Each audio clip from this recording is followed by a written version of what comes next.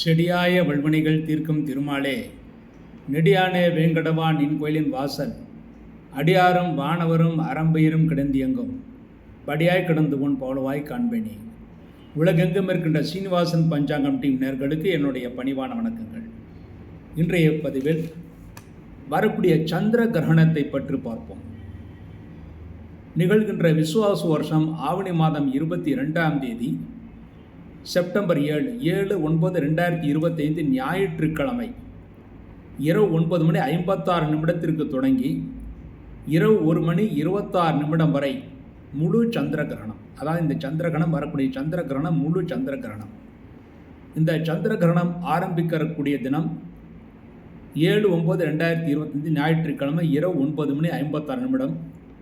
அதில் முழு சந்திர கிரகணம் ஆரம்பிக்கக்கூடிய நேரம் இரவு 10:59 முழு சந்திர கிரகணம் ஆரம்பிக்கிறது.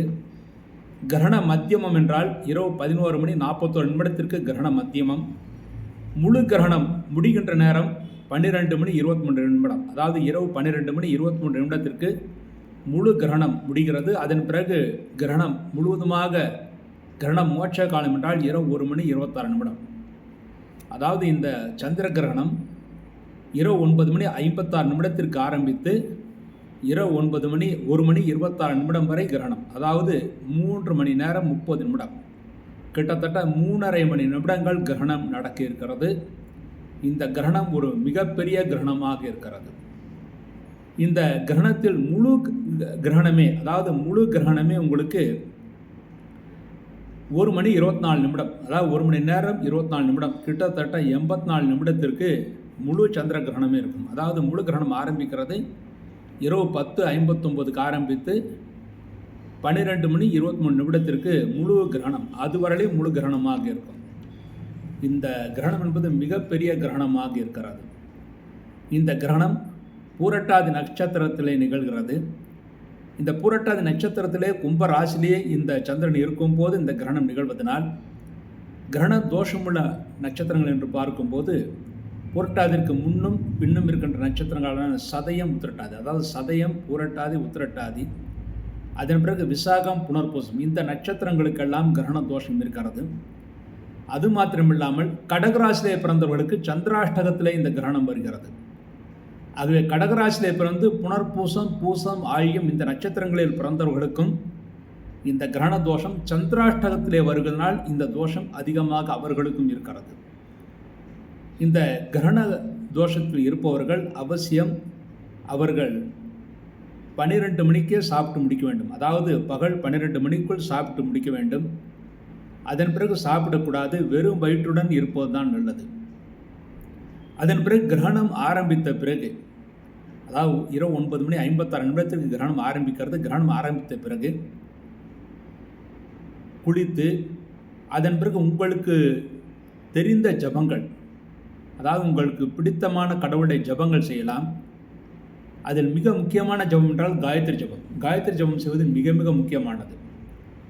அந்த நேரத்தில் காயத்ரி ஜபம் செய்தால், அதாவது கிரகண காலத்தில் காயத்ரி ஜபம் செய்தால் 1க்கு 100 மடங்கு அதிகமான நல்ல பலன்களை ஏற்படுத்தி கொடுக்கும். எப்படிப்பட்ட தோஷங்கள் இருந்தாலும் விலகும் என்று கூறுவார்கள். அதன்படி இந்த கிரகண காலத்தில் இந்த காயத்ரி ஜபம் அவர்கள் அவசியம் செய்ய வேண்டும். எல்லோரும் ஜபம் செய்யலாம். காயத்ரி ஜபத்தை எந்த நட்சத்திரத்தில் பிறந்தவங்க, அந்த நட்சத்திரங்கள் பிறந்தவங்க எல்லாம் இருக்கக்கூடாது. எல்லா நட்சத்திரத்தில் பிறந்தவர்களும் காயத்ரி ஜபம் செய்யலாம். ஆனால் கிரகண நட்சத்திர தோஷம் உள்ளவர்கள், அதாவது சதயம், பூரட்டாதி, உத்திரட்டாதி, விசாகம், புனர்பூசம், பூசம், ஆழியம் இந்த நட்சத்திரங்களை பிறந்தவர்கள் அவசியம் இந்த கிரகண காலத்தில் நீங்கள் ஜபம் செய்ய வேண்டும். காயத்ரி ஜபம் உங்களுக்கு தெரிந்தால் செய்யலாம், அல்லது உங்களுக்கு தெரிந்த ஜபங்கள், எந்த கடவுளுடைய ஜபம் செய்தாலும் அது காயத்ரியும் அல்லது சூரியனிடம் தான் சேர்க்கிறது, அல்லது பரமாத்மாவிடம்தான் அந்த ஜபங்கள் சேர்கிறது. ஆகவே உங்களுக்கு தெரிந்த ஜபங்களை, தெரிந்த ஸ்தோத்திரங்களை நீங்கள் பாராயணம் செய்யலாம். காயத்ரி ஜபம் தெரிந்தவர்கள், காயத்ரி மந்திரம் தெரிந்தவர்கள் காயத்ரி ஜபத்தை செய்வது மிகவும் சிறப்பானது. அன்றைய தினம் அந்த காயத்ரி மந்திரத்தை அல்லது எந்த ஜபத்தையும் நீங்கள் செய்தால் 1க்கு 100 மடங்கு அதிகமான பலன்களை ஏற்படுத்தி கொடுக்கும். இந்த கிரகண காலத்தில் தீட்டு கிடையாது. உங்கள் வீட்டில் பிறப்பு தீட்டு இருந்தாலும் சரி, அடைப்பு இருந்தாலும் சரி, அல்லது இறப்பு தீட்டு இருந்தாலும் சரி, இந்த எந்த தீட்டு இருந்தாலும் சரி, இந்த கிரகண காலத்திற்கு எந்த விதமான தோஷமும் கிடையாது. ஆகவே அந்த கிரகண காலத்தில் நீங்கள் ஜெபம் அனைவரும் செய்யலாம். அதாவது இந்த தீட்டு இல்லாத ஒரு நேரம் என்றால் இந்த கிரகண காலம்தான். ஆகவே தீட்டு உள்ளவர்கள், தீட்டு இல்லாதவர்கள் அனைவரும் குளித்துவிட்டு இந்த கிரகண காலத்தில் ஜெபம் செய்வது மிக மிக சிறப்பானது. அதில் சிலர் அதாவது தர்ப்பணம் விடுவது என்பது இருக்கிறது. அதாவது கிரகண கால தர்ப்பணம் என்று இருக்கிறது. முன்னோர்களுக்கு தர்ப்பணம் விடுவது. சந்திர கிரகணமாக இருப்பதனால் முன்னோர்களுக்கு தர்ப்பணம் விடுவது எப்பொழுது என்றால் கிரகண மத்தியமத்திற்கு பிறகு, அதாவது இரவு 11:41 கிரகண மத்தியமம். அதன் பிறகு நீங்கள் இறந்த முன்னோர்களுக்கு தர்ப்பணம் விட வேண்டும். அந்த தர்ப்பணம் விடுவது மிக மிக உத்தமானது. அந்த நேரத்தில் கிரகண காலத்தில் தர்ப்பணம் செய்தால் தில ஹோமம் செய்த நல்ல பலன்களை ஏற்படுத்தி கொடுக்கும். பித்ரு சாபங்கள் தோஷங்கள் எதுவாக இருந்தாலும் தீர்ந்துவிடும். பித்ருக்களுடைய முன்னோர்களுடைய இறந்தவர்களுடைய பரிபூர்ண ஆசி உங்களுக்கு கிடைக்கும்.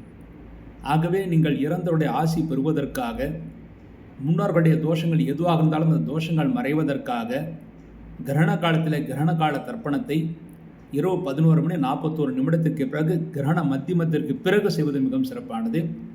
காயத்ரி ஜபம் இந்த கிரகணம் ஆரம்பித்து கடைசி வரை கூட எப்பொழுது வேண்டுமானாலும் செய்யலாம். ஆனால் தர்ப்பணம் என்பது சந்திர கிரகணமாக இருப்பதனால் நடுப்பகுதிக்கு பிறகு, அதாவது கிரகணம் ஆரம்பித்து கிரகணம் நடுப்பகுதிக்கு பிறகு செய்வதுதான் மிகவும் சிறப்பானது. இந்த கிரகண தர்ப்பணம் விட்ட பிறகு அதன் பிறகு கிரகணம் முடிந்த பிறகு மறுபடியும் நீங்கள் குளிக்க வேண்டும். வீடு அனைத்தையும் வீடு முழுவதுமாக சுத்தம் செய்ய வேண்டும். உங்கள் வீட்டில் படுக்கைகள் எதுவாக இருந்தாலும் சரி, மறுநாள் காலையிலாவது நீங்கள் சுத்தம் செய்யலாம்.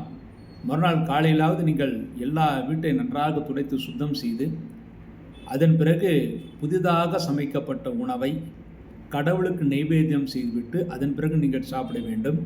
உங்கள் வீட்டில் விக்கிரகம் இருந்தால் காலையில் கிரகணம் விட்ட பிறகு காலையில், அதாவது திங்கட்கிழமை காலையில் நீங்கள் அந்த விக்கிரகங்களுக்கு அபிஷேக ஆராதனைகள் செய்யலாம். புதிதாக சமைக்கப்பட்ட உணவை நைவேத்தியம் செய்து அதன் பிறகு நீங்கள் சாப்பிடலாம். அதன் மூலமாக கிரகண காலத்துடைய நல்ல பலன்கள் அனைத்தும் உங்களுக்கு முழுமையாக கிடைக்கும். ஆக முக்கியமாக நினைவில் கொள்ள வேண்டியது என்னவென்றால், இந்த கிரகண காலத்திலே தர்ப்பணம் செய்ய விரும்புபவர்கள், தர்ப்பணம் என்பது அதாவது தந்தை இல்லாதவர்கள் தர்ப்பணம் செய்வது மிகவும் சிறப்பானது. தர்ப்பணம் செய்வதற்கு நல்ல நேரம் இரவு 11:41 பிறகு நீங்கள் தர்ப்பணம் செய்ய வேண்டும். அனைவருமே கிரகண தோஷம் இருப்பதனால், அந்த முழு கிரகணமாக இருப்பதனால் கிரகண தோஷம் உள்ளவர்கள் பகல் 12 மணிக்குள் சாப்பிட்டு முடிக்க வேண்டும். அதன் பிறகு சாப்பிடாமல் இருப்பதுதான் மிகவும் சிறப்பானது. வேறு வழி இல்லாவிட்டால் பிரசாதங்கள் கிடைத்தால் சிறிது சாப்பிடலாம். அதிகமாக சாப்பிடக்கூடாது, சிறிது சாப்பிடலாம். வேறு வழி இல்லாது விட்டால் சிலர் அவ்வளவு நேரம் என்னால் தாக்கு பிடிக்க முடியாது, ரொம்ப சிரமம் அப்படின்னு சொல்வார்கள். அவர்கள் உயிர் போகக்கூடிய சிரமத்திற்கெல்லாம் ஆளாக வேண்டாம். உங்களுக்கு முடியவில்லை என்றால் சிறிது சாப்பிடலாம்.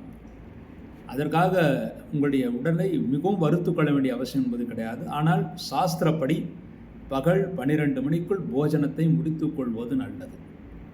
அதன் பிறகு கிரகண காலத்திலே அனைவருமே காயத்ரி ஜபம் செய்ய வேண்டும். அது 1க்கு 10 மடங்கு 100 மடங்கு அதிகமான நல்ல பலன்களை ஏற்படுத்தி கொடுக்கும். அல்லது உங்களுக்கு தெரிந்த ஸ்தோத்திரங்களை அல்லது அந்த ஜபங்களை நீங்கள் அப்பொழுது உங்களுடைய இஷ்ட தெய்வங்களுக்கும் நீங்கள் பாராயணம் செய்து கொள்ளலாம்.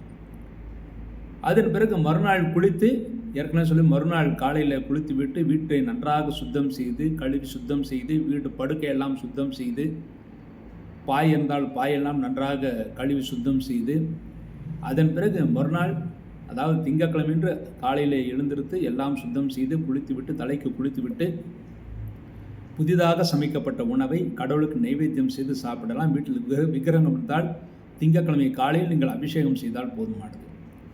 இந்த கிரகண நியமம் நீங்கள் கடைபிடித்து எல்லா வழியிலும் நல்ல பலன்களை பெற்று சந்தோஷத்தை அனுபவிப்பீர்களாக என்று கேட்டுக்கொள்கிறேன்.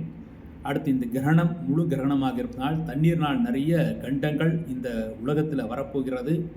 அது முக்கியமாக வடக்கு மாநிலங்களிலே, அதாவது இந்தியாவின் வடக்கு பகுதியிலே இமயமலை சாரையில் வடகிழக்கு இமயமலை சாரல் போன்ற பகுதியில் பெரு வெள்ளங்கள் வர வாய்ப்பு இருக்கிறது. அதையெல்லாம் அரசாங்கம் பாதுகாப்பது, அதற்கு என்ன செய்ய வேண்டுமோ அதை செய்து பாதுகாப்பது அனைவருக்கும் நல்லது. இவ்வாறாக கிரகண காலத்திய விவரங்களை பற்றி பேசினோம். மீண்டும் நல்ல பதிவில் இணைவோம் என்று கூறி விடைபெறுகிறேன். நன்றி, வணக்கம்.